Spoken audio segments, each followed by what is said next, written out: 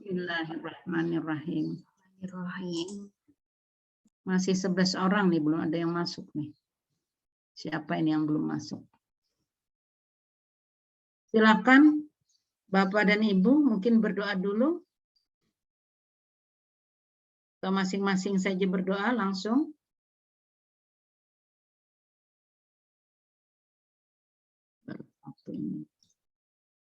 Baik Bu, mungkin saya pimpin dulu untuk memulai kegiatan di siang hari ini.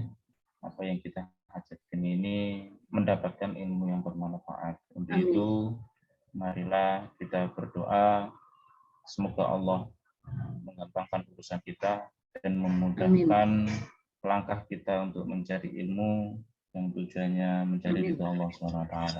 Ala dunia wa likuminatin salihah bisyafaati Rasulillah sallallahu alaihi wasallam. Lahumul Fatihah.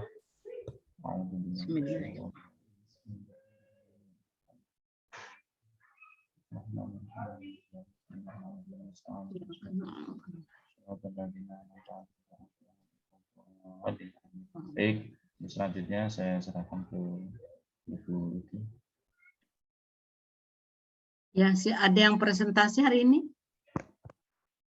Ada Bu, saya Bu hari ini untuk presentasi materi hari ini.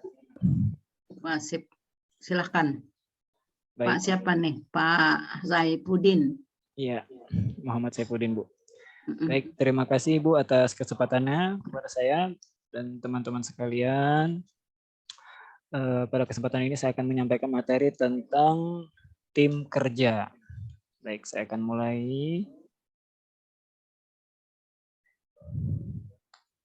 Sebelumnya sudah terlihat ya? Pembelajaran kita yang keberapa ini? 10. Yang keberapa? Sesuai ya nanti.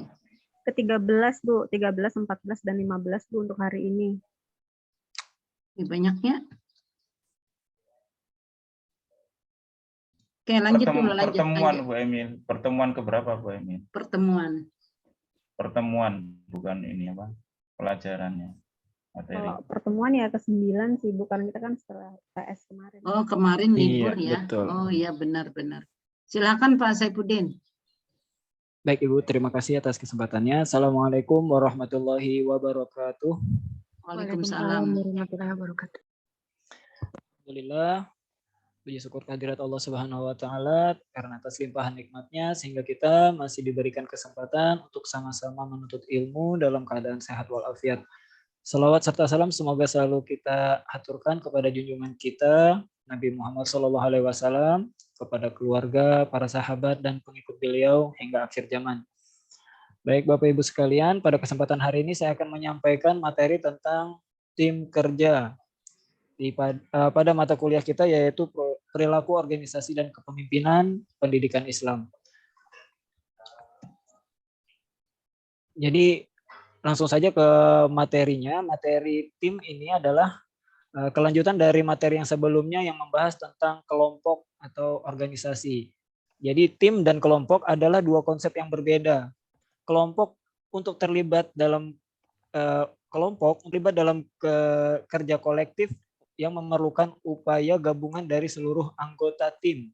Akibatnya kinerja dari kelompok mereka hanya sekedar kumpulan kontribusi yang parsial, sifatnya parsial dari seluruh anggota kelompok. Tidak ada sinergi positif yang menciptakan tingkat kinerja secara keseluruhan yang lebih besar ketimbang totalitas input yang mereka berikan. Sementara itu, tim kerja itu mengembangkan sinergi positif melalui upaya yang terkoordinasi. Jadi upaya individual mereka menghasilkan suatu tingkat kinerja yang lebih besar ketimbang totalitas input daripada individunya.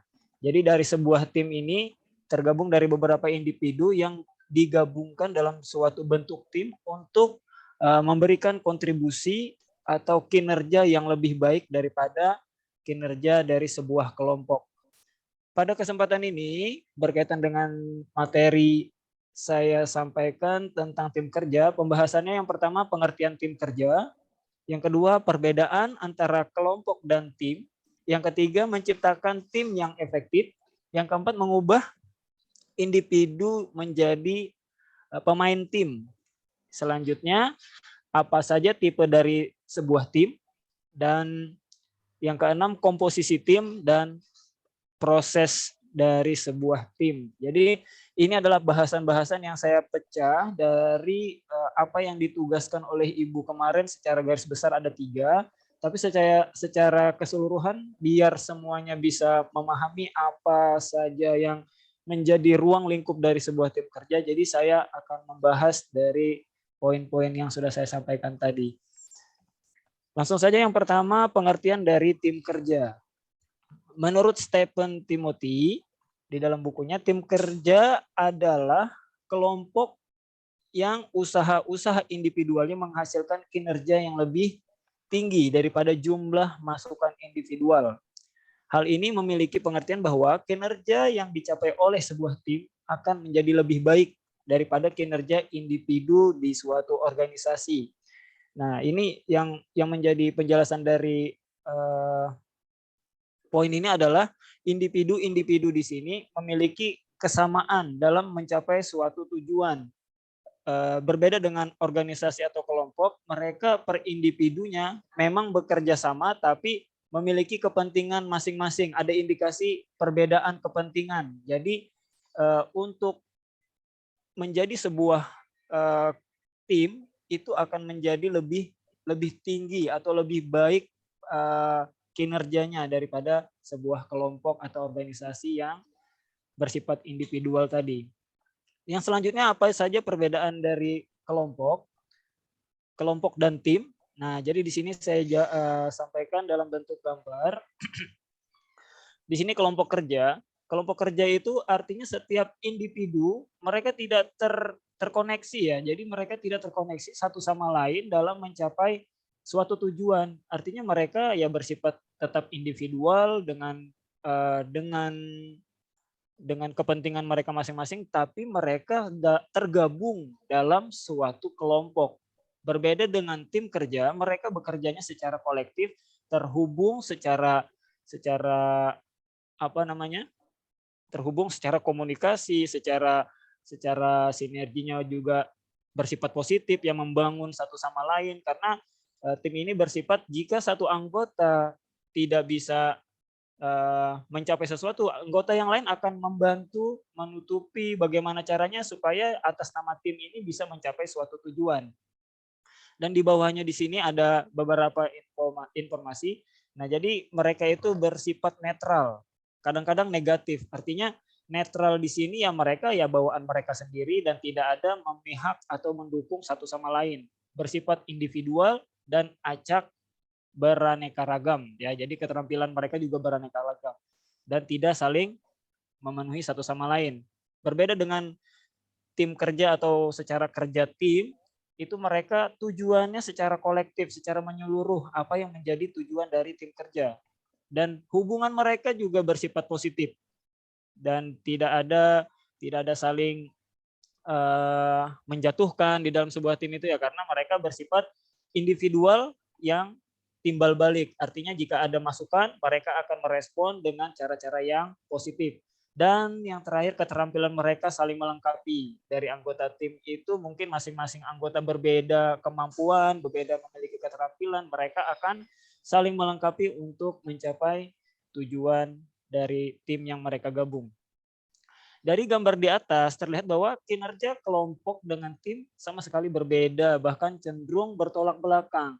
Para pemimpin atau manajer dalam sebuah organisasi sudah merasa puas jika mereka berhasil membangun sebuah kelompok atau membentuk sebuah kinerja kelompok.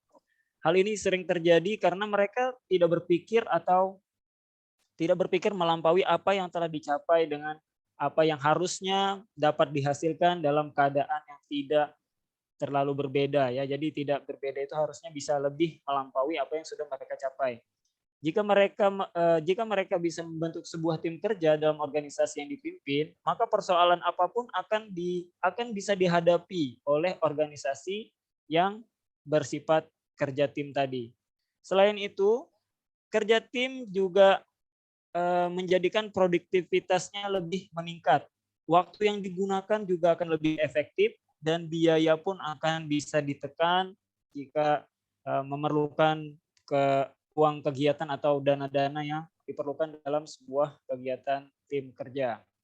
Jadi itu ya, jadi sangat beda sekali dalam kelompok atau tim, itu mereka sistemnya berbeda. Bagaimana cara menciptakan tim yang efektif? Nah, di sini efektivitas itu dipengaruhi beberapa poin. Yang pertama ada konteks, yang kedua komposisi, yang ketiga rancangan pekerjaan, yang keempat proses. Nah, masing-masing komponen ini juga memiliki beberapa poin-poin yang ada di dalamnya. Konteks ini berhubungan dengan sumber-sumber yang memadai, kepemimpinan juga yang terstruktur, suasana kepercayaan di dalam sebuah tim, dan evaluasi dari kinerja atau sistem yang ada di dalam sebuah tim, itu yang menjadi poin dari konteks sebuah efektivitas tim. Yang selanjutnya dari efektivitas tim ada poin komposisi. Nah, komposisi ini yang mempengaruhi adalah kemampuan para anggota, kepribadian, alokasi peran-peran dari anggota, perbedaan dari anggota juga, dan ukuran tim, fleksibilitas anggota, dan pilihan-pilihan anggota. Nah, jadi ini komposisi-komposisi ini juga mempengaruhi bagaimana sebuah tim itu bisa efektif atau tidak. Misalnya saja tadi dari perbedaan. Kenapa perbedaan ini menjadi ukuran dari sebuah komposisi efektivitas dari sebuah tim? Karena perbedaan ini, dari perbedaan inilah saling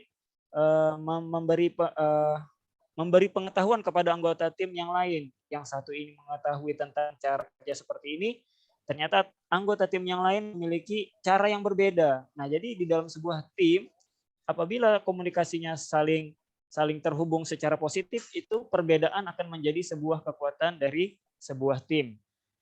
Dan rancangan pekerjaan juga mempengaruhi sebuah efektivitas sebuah tim yang bersifat otonomi, beraneka ragam keterampilan, identitas tugas, dan arti dari tugas yang ada dalam sebuah tim.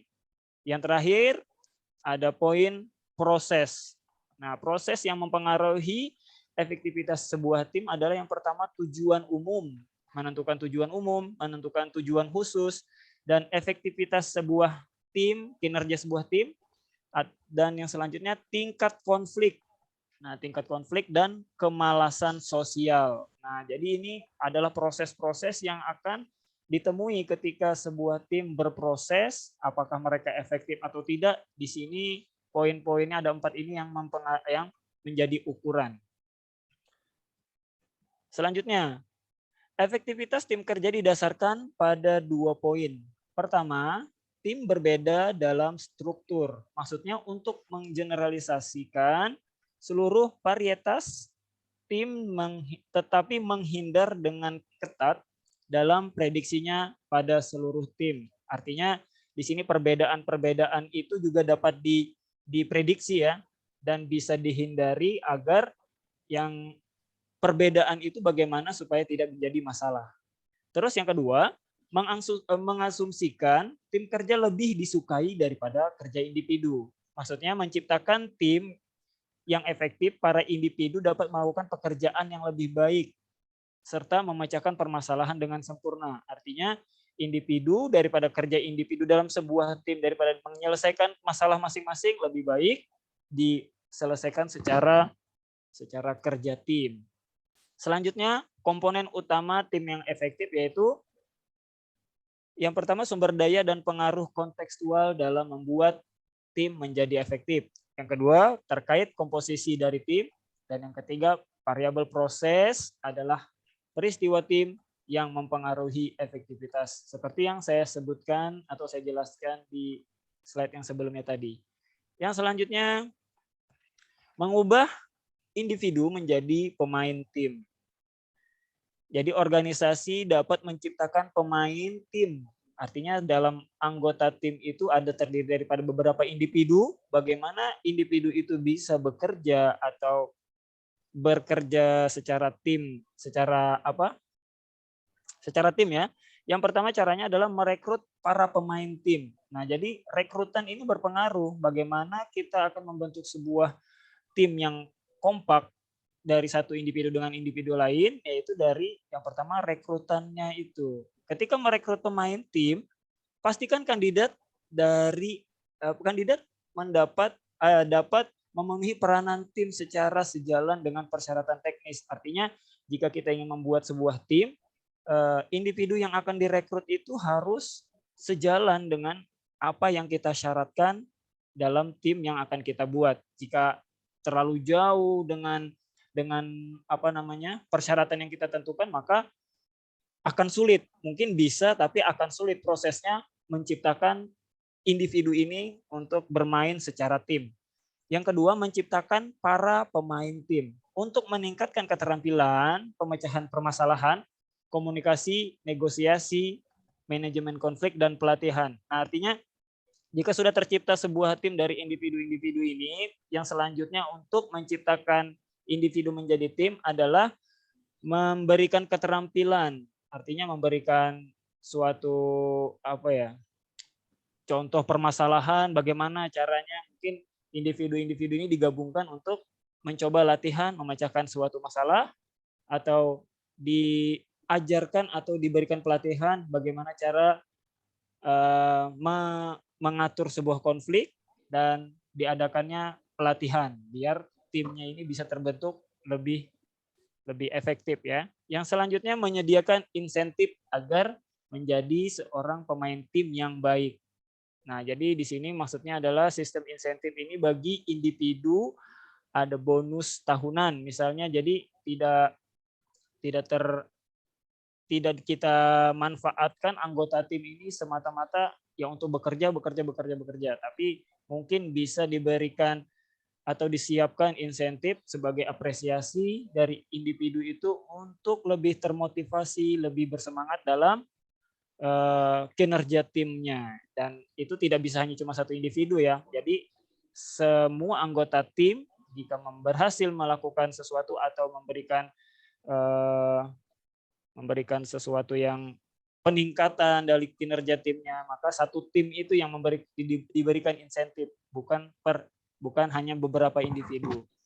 Yang selanjutnya adalah memberikan ujian akhir. Jadi di sini pemain yang individu-individu itu tidak lepas dari evaluasi kita, bagaimana dia berproses dalam pembentukan sebuah tim. Jadi perlu diadakan ujian akhir. Ujian akhir ini mungkin secara ini pemantauan dari pimpinan sebuah tim atau orang-orang yang lebih berhak untuk melakukan ujian ini. Untuk apa? Untuk menentukan anggota kelompok saling bergantungan.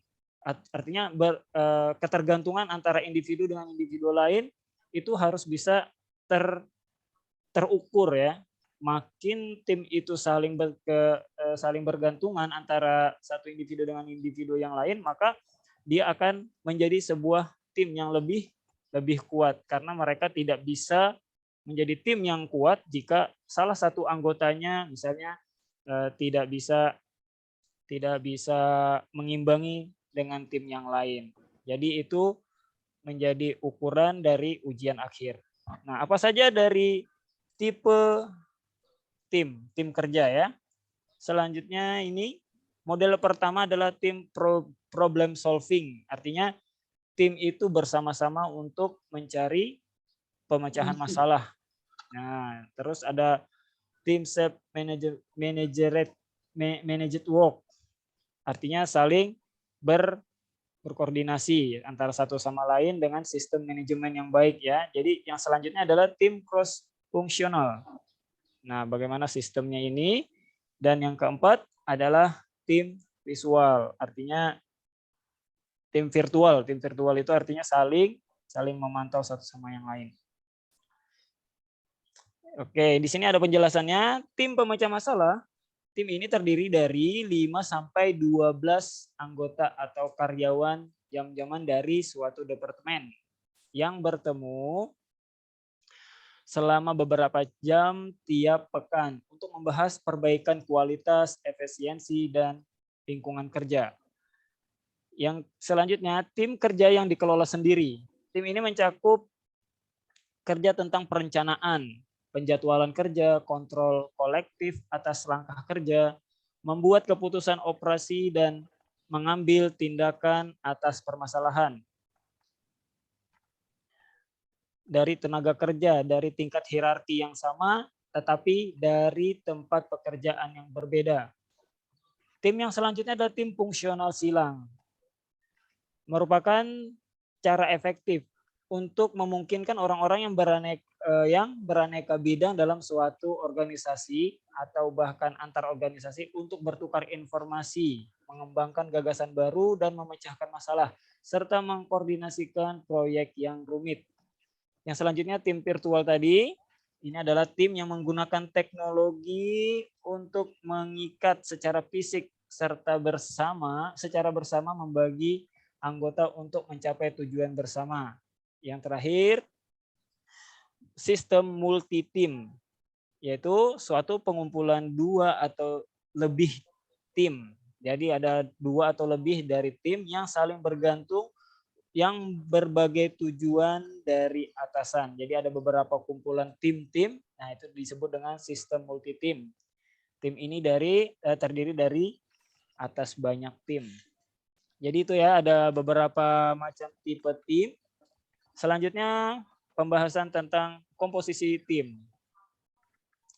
Komposisi tim meliputi variabel-variabel yang terkait dengan tim, menempatkan para staf sampai kemampuan dan kepribadian dari anggota tim, alokasi peran, ukuran tim, dan keinginan para anggota atas kerja tim.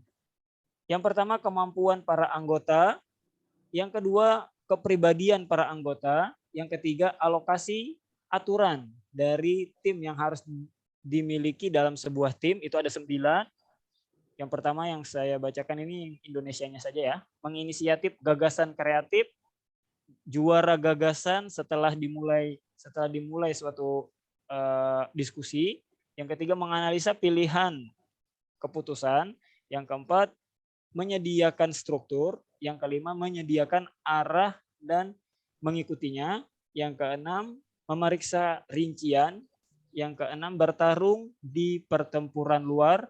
Yang ketujuh, menjadi informasi seluas-luasnya. Yang kedelapan, mengkoordinir dan mengintegrasikan. Jadi itu adalah beberapa aturan dari sebuah tim. Jadi mereka punya tugas masing-masing ya. Jadi ada 9 itu tugasnya. Yang selanjutnya adalah keberagaman para anggota. Yang kelima, besaran tim. Yang keenam, pilihan anggota. Nah, jadi ada 6 poin yang menjadi komposisi sebuah tim. Dan itu jadi bisa berpengaruh kepada tim yang dibentuk. Jika ada salah satu komponen yang tidak terpenuhi dari komposisi tim ini, maka itu juga akan mempengaruhi efektif atau tidaknya sebuah kinerja tim. Yang selanjutnya, proses tim. Proses tim itu adalah efek dari proses kelompok yang berdampak pada efektivitas aktual dari sebuah kelompok. Dalam tim sering sekali digunakan karena menggunakan keterampilan yang beragam daripada individu yang bervariasi untuk menghasilkan riset yang bermanfaat dari penelitian yang dikerjakan independen. Mereka menghasilkan sinergi positif dan keuntungan dari proses mereka, melebihi dari kerugian dari proses mereka. Nah, jadi sistemnya secara kelompok, tapi kalau misalnya untuk sistem mereka lebih bervariasi ya, artinya sistem berkelompok, tapi untuk mencapai suatu tujuan mereka sistem yang ada dijalankan atau yang ada akan lebih mengarah kepada hal yang bersifat sinergi positif dan itu berimbas kepada efektivitas sebuah kinerja tim. Proses tim mulai dari rencana dan tujuan umum, tujuan spesifik, keberhasilan tim, mental model level konflik, dan kemalasan sosial. Nah, ini adalah aspek-aspek yang akan ditemui ketika sebuah tim mulai berjalan. Nah, proses-prosesnya itu akan berjalan sesuai dengan apa yang ada di sini tadi, rencana, tujuan umumnya dari sebuah tim, tujuan spesifiknya apa, keberhasilan timnya itu seperti apa yang diinginkan, dan mental model level konflik. Nah, sejauh mana mereka bisa menghadapi sebuah konflik, dan kemalasan sosial, bagaimana mereka bisa menghadapi anggota tim yang apa namanya ini? Yang terjebak dalam kemalasan sosial. Nah, mereka harus cepat mengcover itu ya, karena akan mempengaruhi tim mereka ketika berproses seperti itu. Selanjutnya di sini adalah kesimpulan materi kita pada hari ini. Tim dan kelompok adalah dua konsep yang berbeda. Kelompok untuk terlibat dalam kerja kolektif memerlukan upaya gabungan dari seluruh anggota tim, dan kerja tim itu tidak seperti yang dilakukan oleh kelompok ya. Mereka lebih bersinergi dalam hal positif dalam mengembangkan masukan-masukan anggota, lebih terorganisir dan terkoordinasi agar sebuah tim itu bisa berjalan lebih efektif. Dan selanjutnya dengan kinerja tim, produktivitas akan lebih meningkat, waktu yang digunakan juga akan lebih efektif, dan biaya juga akan bisa ditekan. Mungkin itu saja yang dapat saya sampaikan berkenaan dengan materi kita hari ini, yaitu tim kerja. Lanjutan dari materi yang sebelumnya, ada organisasi, ada kelompok. Dan hari ini kita coba sama-sama membahas tentang tim kerja. Mungkin ini saja yang dapat saya sampaikan. Terima kasih atas segala perhatiannya. Kita lanjutkan ke sesi selanjutnya, mungkin sesi diskusi. Atau jika ada teman-teman yang ingin menambahkan, kami persilahkan. Saya kemana ini ya? Saya persilahkan kepada teman-teman untuk bertanya ya. Kalau misalnya ada yang ingin bertanya, nanti jika saya tidak bisa membantu menjawab, mungkin teman-teman yang lain bisa menyampaikan terkait pertanyaan yang ingin ditanyakan.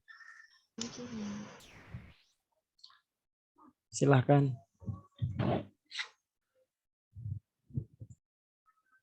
Izin, Ustaz. Silakan. Siapa Pak? Ustaz Jainuddin ya, silakan Ustaz Jainuddin. Saya ingin bertanya, tadi kan dijelaskan di yang nomor 2 kalau nggak salah perbedaan ya. Perbedaan tim dan kelompok ya. Nah, yang jadi pertanyaan saya, kan organisasi itu berbeda dengan kelompok kemarin yang kita bahas di pembahasan sebelumnya, ya kan? Terus apakah organisasi ini bisa dikatakan sebuah tim? Mungkin itu saja sih yang saya ingin tanyakan. Apakah organisasi itu sebuah tim? Terima kasih. Baik, terima kasih Ustadz Zainuddin atas pertanyaannya. Bagaimana? Kita buka satu pertanyaan lagi ya. Pertanyaan pertama tadi perbedaan organisasi dengan tim. Apakah berbeda? Ya, silakan Ustazah Sintaningsih. Ini mungkin saya ingin bertanya tentang bagaimana sih cara kita mengukur kesuksesan dalam membangun tim. Mengingat kalau sekedar mengukur kesuksesan itu hanya mencapai tujuan, ini kan kalau kita lihat prosesnya itu panjang ya Ustadz ya. Artinya di situ kan ada banyak hal, banyak konflik yang terjadi.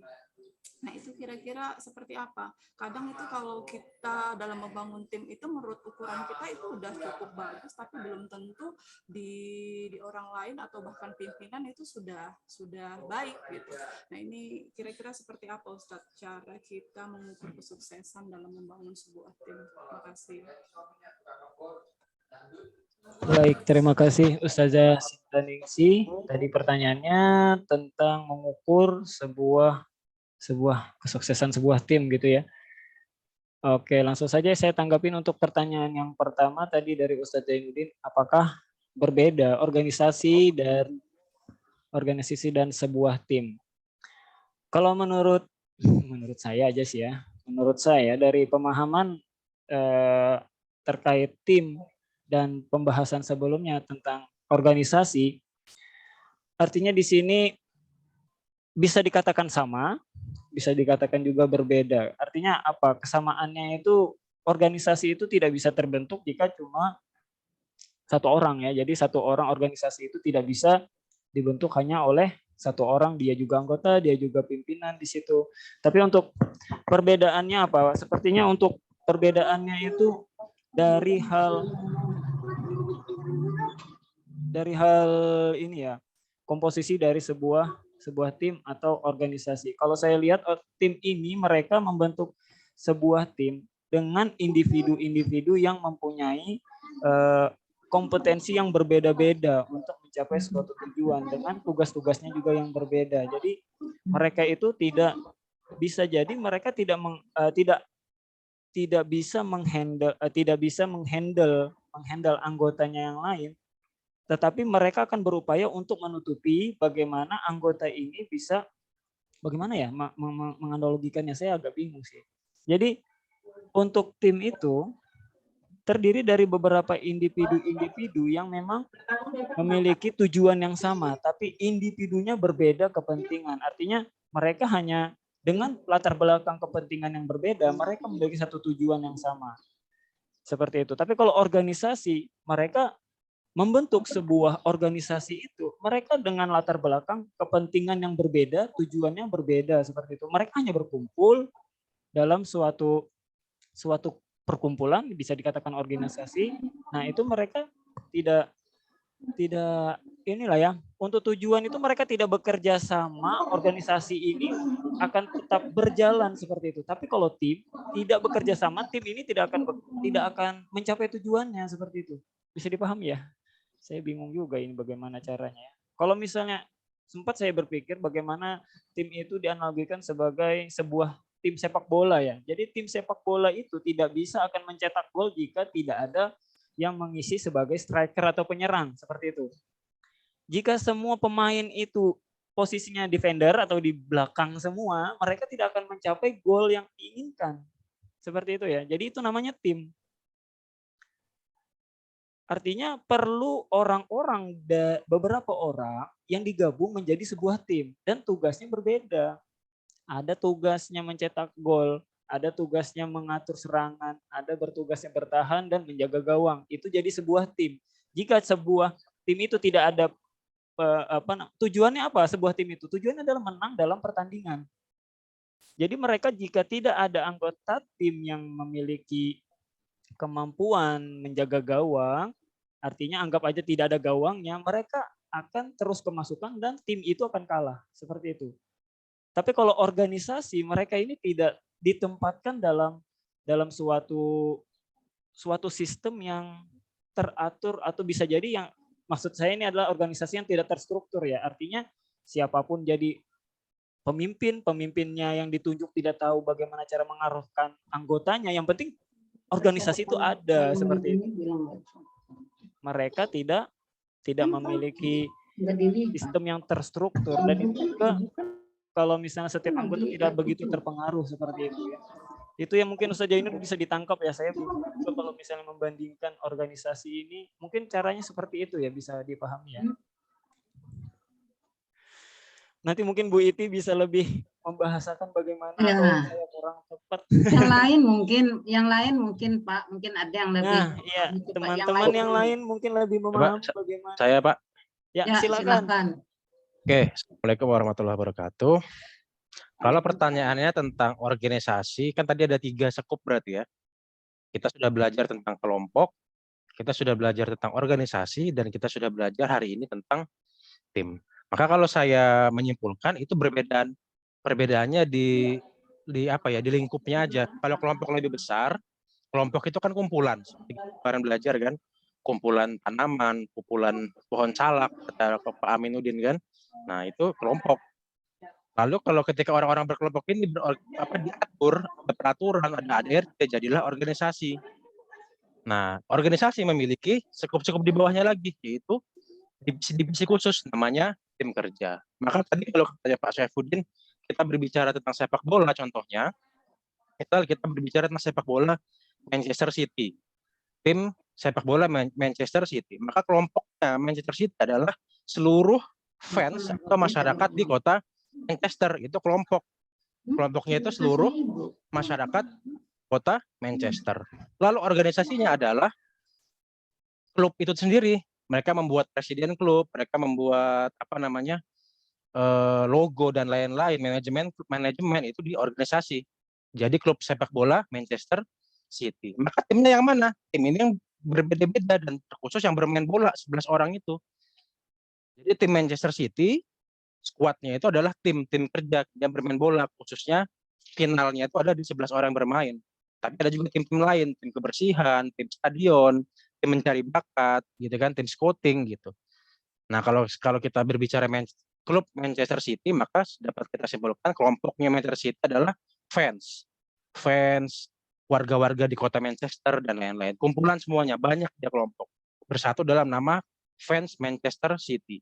Lalu organisasinya adalah manajemen klub Manchester City. Lalu timnya, ya tim 11 orang itu skuad sepak bolanya, dan juga ada tim-tim lainnya yang lingkup lebih kecil. Mungkin itu dari saya. Terima kasih.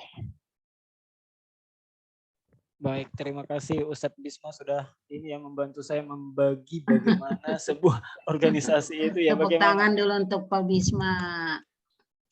luar biasa Ada sekali lagi Pak Bisma. yang lain. Nah, silakan teman-teman. Mungkin bisa menyampaikan bagaimana pemikirannya tentang organisasi dan tim itu bagaimana? Silakan.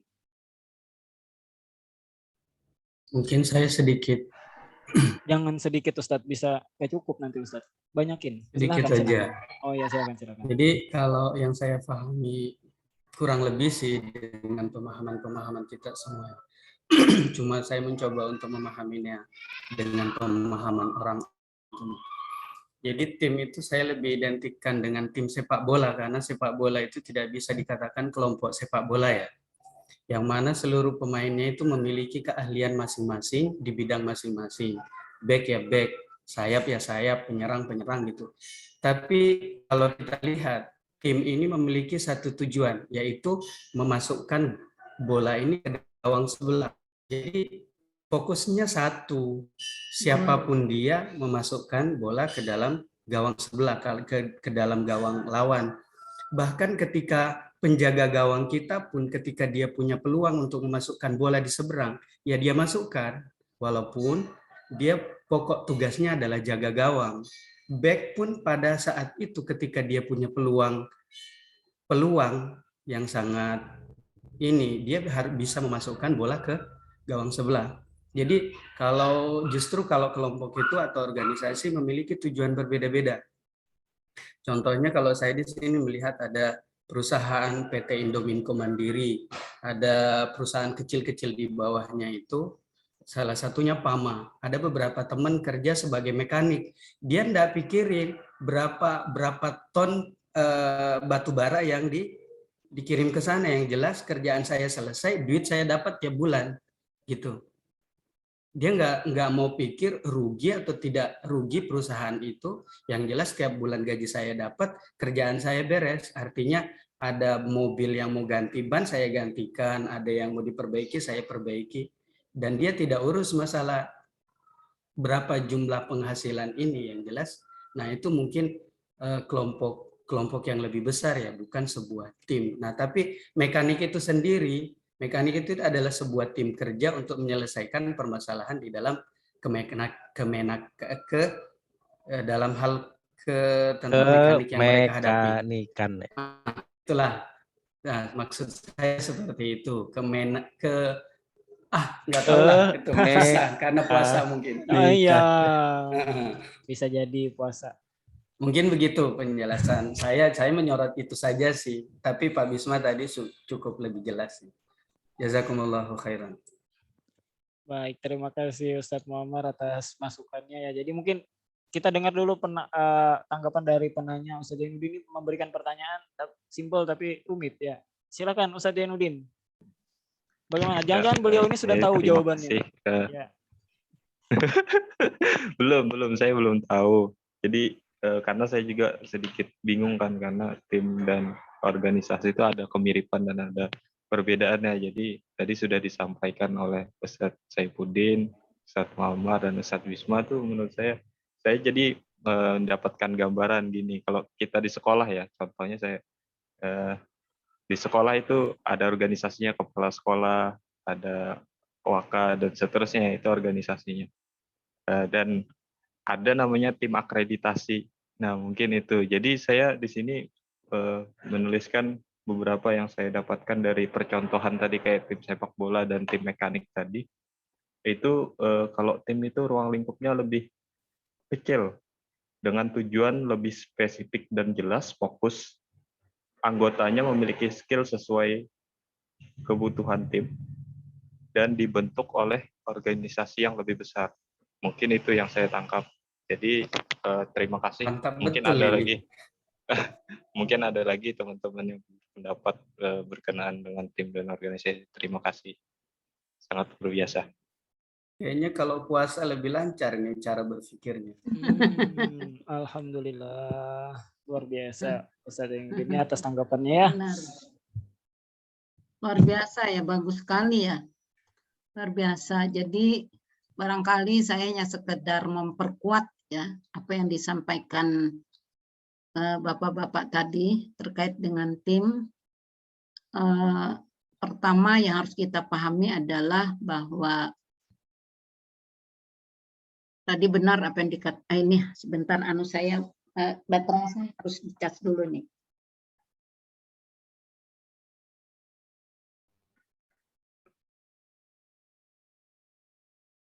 Apa yang dikatakan oleh Pak siapa tadi ya? Lupa lagi saya tadi. Pak Bisma, Pak Bisma. Pak Muammar, Pak Zainuddin. Oh tadi Pak yang terakhir Pak Anu juga.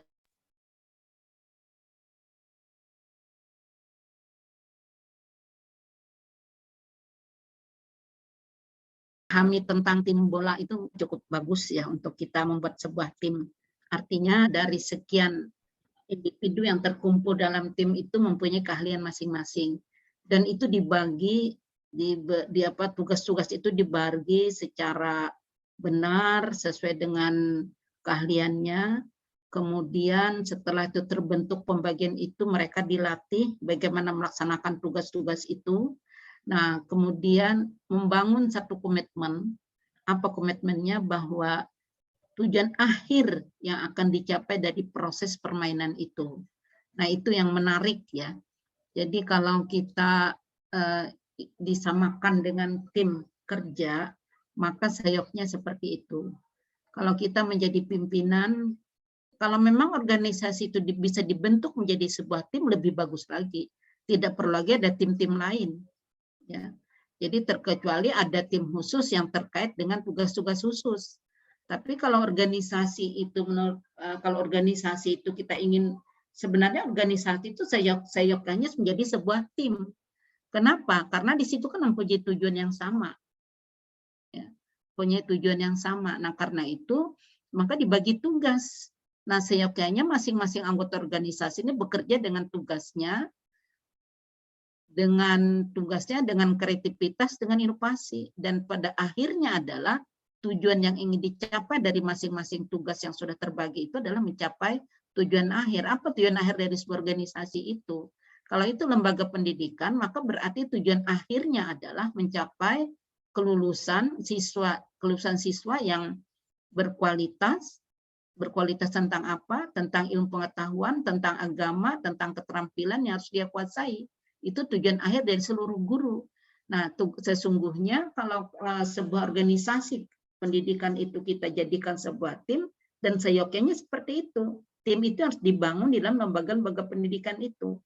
Makanya saya sering mengatakan bahwa bisa nggak di dalam lembaga pendidikan itu kita tidak berbicara tentang kepala, tidak berbicara tentang guru, tidak berbicara tentang tata usaha, tetapi bagaimana kita mengatakan anggota tim. Karena apa? Karena kalau kita berbicara tim itu kan membentuknya tidak mudah, ya. Tim itu memerlukan sangat memerlukan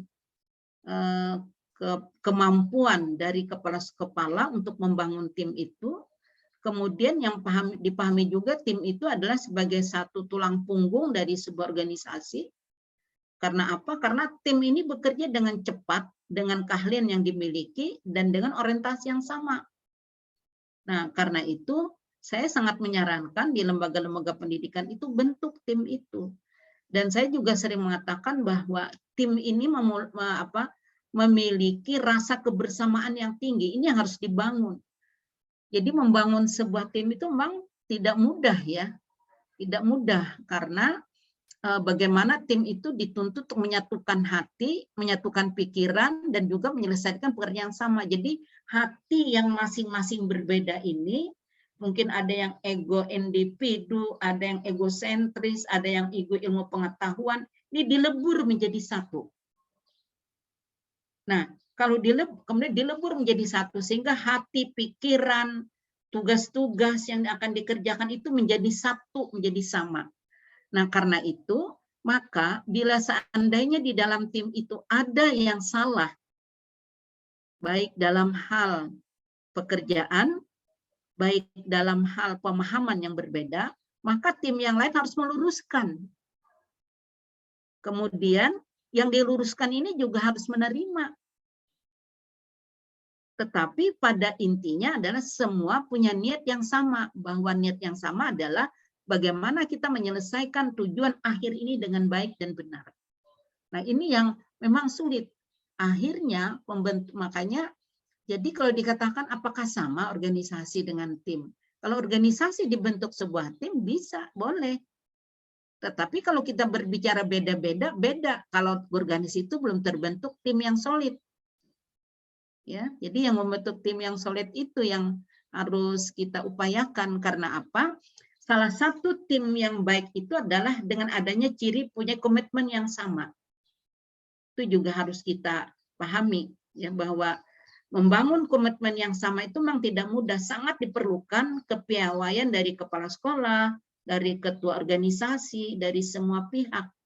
Bagaimana membentuk tim yang solid itu. Nah, makanya bagi sekolah-sekolah yang bonafit, yang bagus, ya, misalnya seperti sekolah-sekolah di luar negeri, itu orientasi pertamanya adalah mereka membangun tim dulu bagi guru-guru itu. Membangun tim, membentuk tim, punya komitmen yang sama. Nah, kemudian mereka langsung bekerja. Nah, sehingga mereka sama-sama mempunyai nilai juang, ya, nilai juang, nilai kerja yang keras untuk mencapai itu. Nah, ini yang apa? Nah, sebenarnya Bapak dan Ibu, tim inilah yang saya sarankan perlu dibangun di lembaga-lembaga kita.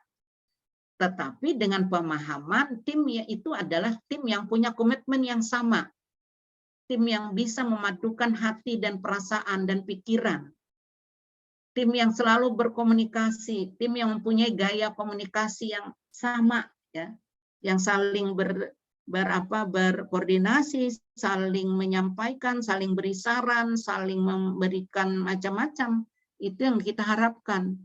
Nah, selama itu tidak terbangun, maka berarti tim itu yang mungkin belum terbangun dengan sempurna. Karena pemahaman kita tentang tim itu adalah satu kelompok yang benar-benar solid, yang benar-benar terbangun komitmennya, yang benar-benar mempunyai perasaan hati yang sama, dan benar-benar memperjuangkan untuk tujuan akhir yang sama. Itu yang bisa saya tambahkan, ya Bapak dan Ibu, terkait dengan ini. Maka nilai di bulan puasa ini dan nilai di hari pembelajaran kita ini, mudah-mudahan Bapak dan Ibu bisa membentuk tim ini dengan sebaik-baiknya. Kadang orang mengatakan seperti ini, untuk bekerja mencapai satu tujuan itu nggak perlu orang banyak-banyak. Ada yang mengatakan seperti itu. Berarti dia berbicara di luar organisasi yang banyak, ya. Tidak perlu banyak-banyak, cukup 5 atau 3 orang, tetapi mempunyai komitmen yang sama. Nah, mempunyai nilai juang yang sama, ya, niat yang sama, tulus, ikhlas, maka akan tercapai tujuan kita. Jadi tidak perlu banyak katanya. Tapi yang perlu dibentuk itu adalah membangun komitmen tadi. Nah, itu Bapak dan Ibu yang lalu pertanyaannya mungkin bagaimana di sekolah itu, ya, di sekolah itu. Misalnya ada 20 orang di sekolah itu terdiri dari orang-orang itu, tapi ternyata tidak semua tim yang bisa, ya tidak semua orang yang kita bisa masukkan dalam satu tim yang solid karena karakter yang tidak bisa di ini misalnya. Maka perlu juga lah di sekolah-sekolah itu bentuk tim kecil, ya, tim kecil yang dipercaya oleh kepala sekolah. Tetapi tim kecil ini tidak dikeluarkan, tapi tim kecil ini diberi tugas oleh kepala sekolah dan kepala sekolah sendiri bekerja untuk melaksanakan bagaimana tujuan akhir dari pendidikan itu bisa dicapai secara sempurna. Banyak juga seperti itu, sehingga orang bilang ada kepercayaan. Nah, selama kepercayaan pimpinan itu adalah orientasinya pada keberhasilan lembaga, itu menurut saya bagus, ya. Tetapi bukan kepercayaan yang di luar dari itu. Karena itu, maka akan saya katakan sekali lagi bahwa kesuksesan organisasi, kesuksesan sebuah tim itu sangat didukung oleh keterlibatan individu-individu yang ada di dalamnya.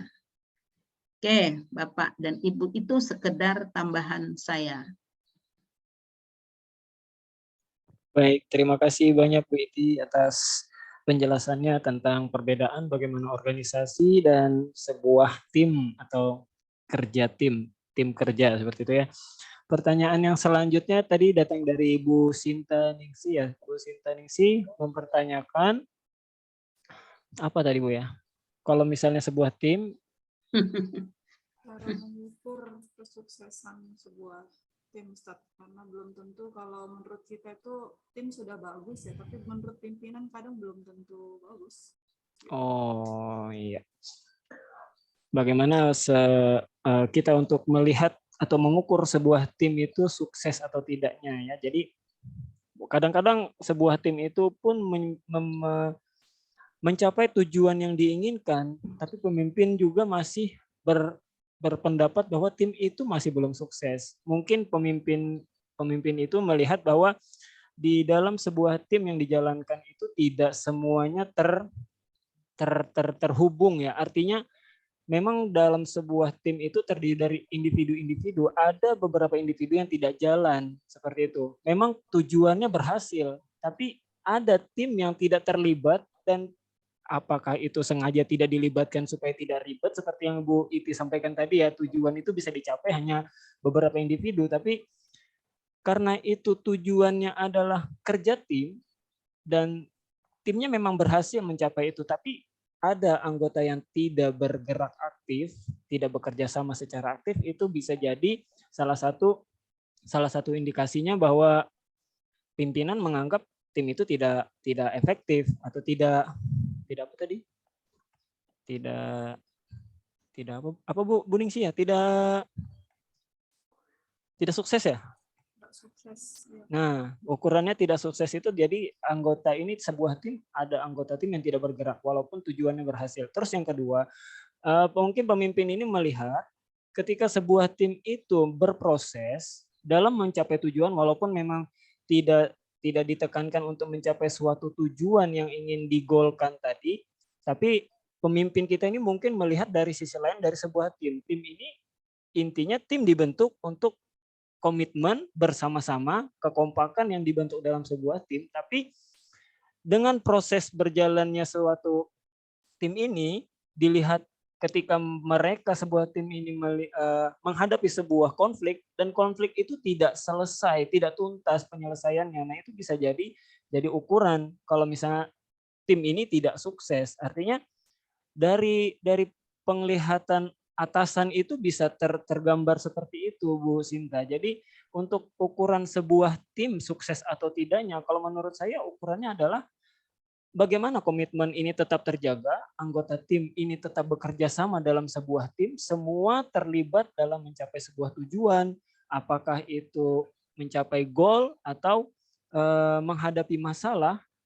Kalau masalah berarti ketuntasannya. Artinya kalau misalnya menghadapi masalah tapi masih ada sedikit yang masih belum clear atau belum tuntas, itu artinya kelompok itu belum dianggap sebuah tim yang sukses. Jadi seperti itu. Mungkin itu saja ya yang bisa saya dapat sampaikan.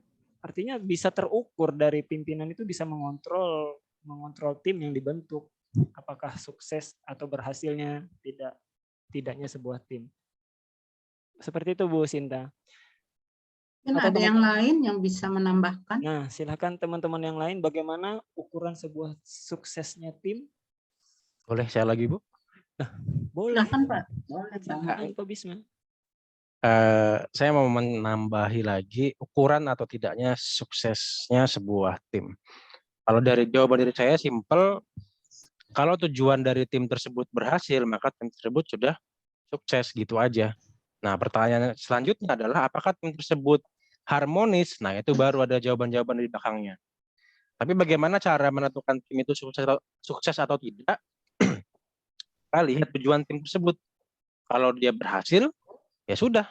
Berarti dia tim tersebut sudah bisa dibilang indikatornya sudah sukses. Meskipun mungkin di dalam tim tersebut nanti ada yang nggak kompak, ada yang berjuang sendirian, ada yang tidak ikut, cuma ikut nama doang. Nah itu perkara lain, itu beda. Itu kita nanti masuk ke pengelolaan tim. Tapi kalau sudah tim tersebut sukses menjalankan tugasnya, maka bisa dibilang sukses. Contoh misalnya tim sepak bola. Misalnya MU main, menang dia 5-0, 5-3 gitu. Meskipun ada 1-2 orang yang bermain buruk, jelek gitu kan, blunder atau gimana, tapi ternyata strikernya bagus, maka MU juga tetap menang saat itu, dihitung menang kan, meskipun ada yang bermain buruk atau tidak harmonis gitu. Seperti itu sih Pak, mungkin intinya adalah indikatornya tercapai, maka sudah bisa dibilang, sudah bisa disebut sukses. Meskipun tidak harmonis atau ada apapun itu berbicara di belakangnya nanti. Baik, super sekali jawaban Pak Bisma ya tadi. Analoginya di tim MU yang memenangkan, artinya tujuan tim untuk menang, bagaimanapun caranya, apakah anggota timnya ada yang tidak bermain aktif atau bagaimana, yang penting tim itu bisa memenangkan pertandingan, itu sebuah tim yang efektif menurut Pak Bisma tadi. Mungkin teman-teman yang bagaimana? Sebentar Pak. Jadi tadi dikatakan Pak Bismar tadi, saya sebentar dikit aja supaya mengingat. Yang dikatakan Pak Bismar tadi, sekalipun ada 1-2 orang yang bekerja buruk, tapi tetap tim itu berhasil. Nah, inilah yang saya katakan bahwa dalam satu tim itu saling menutup, ya, saling menutup kelemahan-kelemahan masing-masing. Jadi tidak membuka. Nah, sehingga kelemahan-kelemahan itu tidak berarti apa-apa terhadap kesuksesan, terhadap tujuan. Itu yang saya maksudkan. Jadi namanya tim itu harus ada saling menutup kelemahan-kelemahan masing-masing. Jadi jangan kelemahan dari tim satu orang dalam tim itu lalu dijadikan persoalan yang mendasar sehingga akhirnya terabaikan tujuan yang ingin dicapai. Tetapi kalau kita melihat kelompok tim bola tadi, dia mengabaikan pemain yang 2 kelompok ini. Bagaimana yang lain tetap berjalan, melaksanakan tugasnya dengan komitmen yang sama, itu jalan. Nah, itu yang pertama. Yang kedua adalah sebenarnya nanti bisa diteruskan dengan Pak yang menambahkan tadi, bahwa kalau kita ingin mengukur tim yang bagus itu seperti apa, yang tim yang bagus itu yang saya katakan adalah sudah terbangunnya komitmen bersama. Ya. Jadi kalau sudah terbangun komitmen bersama, ini otomatis dia punya nilai juang yang sama, nilai kerja yang sama, bersatunya pikiran dan hati, dan mereka sama-sama menjalankan tugasnya, merumuskan masing-masing tugas, mengkoordinasikan dan seterusnya, maka tercapailah tujuan dengan tidak ada kesalahan. Tetapi namanya ini yang bisa diukur dari situ, apakah mereka punya komitmen. Ternyata punya, masing-masing 10 orang itu memiliki komitmen yang sama, bahwa dia harus begini, dia harus begini. Lalu apakah dia punya nilai juang sama? Kita lihat lagi bagaimana dia bekerja. Apakah dia bekerja dengan serius? Apakah dia bekerja sambil-sambilan saja? Kita lihat lagi di situ. Nah, bagaimana lagi perasaan mereka bersama? Apakah mereka saling menuduh? Apakah mereka saling mencurigai? Apakah mereka ada hal-hal yang tidak disembunyikan? Nah, itu bisa dilihat. Kalau tim yang solid itu mereka punya perasaan dan hati yang sama, tidak ada di luar itu, tidak ada batas-batas terhadap itu. Nah, berarti kalau itu sudah dilakukan, itu adalah tim yang solid yang bisa kita ukur dari situ. Nah, persoalan tadi jika ada 2 orang, ada 1 orang yang tidak sesuai permainan, tapi bukan berarti mereka tidak punya komitmen. Itu adalah karena mereka tidak mampu melaksanakan tugas-tugas. Nah, karena itu ketidakmampuan melaksanakan tugas inilah ditutup oleh tim atau anggota tim yang lain. Itu yang harus juga kita pahami. Jadi jangan sampai kalau kita sudah membentuk tim dalam guru, dalam kerja, jangan sampai kelemahan-kelemahan dari kawan-kawan kita yang memang dia tidak mampu melaksanakannya, itu jadikan alasan untuk kita juga tidak melakukan, untuk kita melakukan yang sama. Nah, selama ini yang kita pahami adalah banyak pegawai-pegawai kita, guru-guru kita itu yang dikatakan oleh para bijak itu berlindung di balik alasan. Nah, sehingga kemalasan orang itu, anggota tim yang lain itu jadikannya alasan untuk dia juga tidak bekerja. Nah, ini yang harus dihindari sesungguhnya seperti itu. Nah, itu tambahan. Mungkin tadi ada Bapak siapa tadi yang mau menjelaskan lagi? Silakan. Baik, terima kasih Bu. Ya silakan Pak Bisma tadi ya Pak Ya. menanggapi. Tanggapan saya sudah dibahas tuntas oleh Bu Iti. Oh. Alhamdulillah sudah luar biasa Bu Iti mewakili kita semua memberikan pencerahan tentang kemekanikan di dalamnya. Kemekanikan. Oke, insya Allah cukup dari saya Pak. Siap, terima kasih Pak Bisma atas tanggapannya dan informasi tambahannya berkaitan dengan apa ya ukuran suksesnya sebuah tim yang menjadi pertanyaan dari Ibu Sintaningsih. Kita dengarkan tanggapan dari Ibu Sintaningsih ya. Bagaimana Ibu Sintaningsih? Apakah sudah bisa terjawab bagaimana sebuah tim itu diukur sukses atau tidaknya? Insya Allah Ustadz. Alhamdulillah. Terima kasih Ustazah Sinta. Yang paling penting dalam kerja itu jangan terpengaruh dengan hal-hal yang tidak benar. Nah, itulah pentingnya komitmen itu dibangun sehingga tidak terpengaruh dengan hal-hal yang seperti itu. Jadi kalau tim itu sudah punya komitmen ya, yang sama, luruskan niat, maka nggak akan pernah tergoyahkan itu. Ini yang paling sulit, Bapak dan Ibu. Ini yang paling sulit. Membangun komitmen ini yang paling sulit. Dan yang paling penting lagi, kalau menurut Pak Amar Tasbih ya, bagaimana tim itu diwarnai dengan nilai-nilai religius, ya kan Pak? Itu yang paling penting lagi ya. Jadi bukan hanya sekedar teori-teori yang kita maksimalkan, tetapi yang paling penting lagi adalah nilai-nilai religius itu harus mewarnai dari setiap langkah, tindakan, gerak dari semua anggota tim. Maka itu akan semakin solid. Ya Pak Muammar ya. Betul Bu. Artinya nggak hanya sebatas kita bekerja sama untuk menyelesaikan pekerjaan ya Bu ya. Iya. Tapi ada nilai-nilai yang harus kita bangun di situ. Nilai apa? Kekeluargaan ya. Keagamaan kita. Kekeluargaan. Bahwa itu ada membangun kekeluargaan, bangun kerjasama itu adalah sebuah nilai agama. Karena itu sekali-sekali sewaktu-waktu ajak diskusi tentang bagaimana menafsirkan ayat tentang musyawarah, bagaimana menafsirkan ayat tentang kerjasama, bagaimana menafsirkan ayat tentang manajemen, dan seterusnya perlu dibahas dan mendatangkan para pakar. Itu yang menarik ya, yang ini lebih jauh. Oke, silakan. Kalau sudah merasa cukup tentang tim dan ini. Bagaimana Bapak Ibu sekalian? Jika ada yang ingin didiskusikan, kita persilahkan ajukan pertanyaan ke forum biar kita bisa jawab sama-sama. Atau ada hal yang kurang mungkin bisa ditambahkan menurut pengalaman Bapak Ibu sekalian. Atau perlu Bu Sinta perlu masak dulu, menyiapkan berbukanya. Betul Bu, betul. Galau sudah ini, galau. Ini dia udah lihat jam itu. Wah, ini apa aku masak ikan nih. Betul Bu, betul. Tahu aja tuh.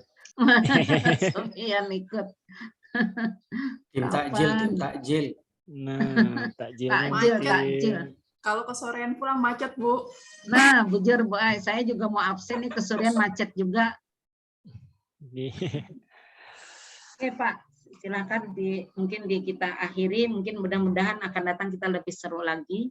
Baik, terkait dengan persoalan mata kuliah kita ini. Saya berharap ini benar-benar nilai yang Bapak, baik dari Pak Bismar, dari Pak Muammar, dari Pak Sedin sendiri, baik dari Pak siapa tadi, Jainuddin kah? Siapa tadi? Iya, betul Ibu. Dan yang lain-lain itu benar-benar merupakan satu nilai tambah yang Bapak Ibu bisa kembangkan di lembaga masing-masing. Baik Ibu. Ya, terima kasih kepada Ibu Iti atas penyampaian atau pemaparan materi perkuliahan kita pada hari ini yang terkait dengan tim kerja ya yang sudah kita diskusikan bersama, dan alhamdulillah semuanya sudah tercerahkan, mudah-mudahan bisa kita aplikasikan dalam kehidupan kita sehari-hari dan bermanfaat. Baik, untuk pertemuan kali ini mungkin sudah cukup ya.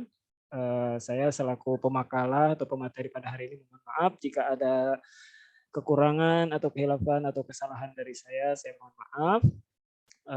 Mari kita tutup pertemuan atau perkuliahan kita pada hari ini dengan bersama membaca doa kafaratul majelis. Bismillahirrahmanirrahim. Subhanakallahumma wa bihamdika asyhadu an la ilaha illa anta astaghfiruka wa atubu ilaik. Alhamdulillah.